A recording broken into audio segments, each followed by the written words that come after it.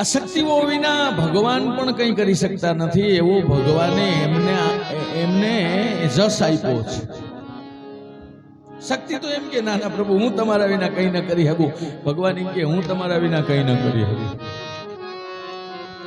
લક્ષ્મી ના હોય તો અત્યારે ભગવાન શિવપુરાણના કથામાં નારાયણ એકલા છે,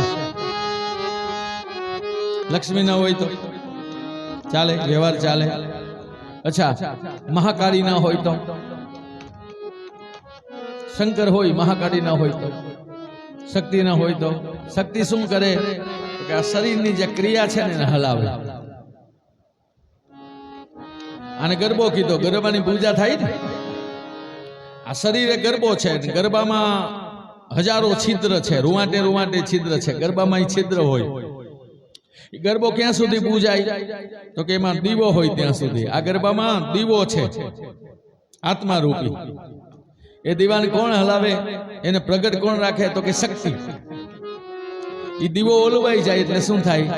રામ બોલો ભાઈ, બોલો નમઃ શિવાય।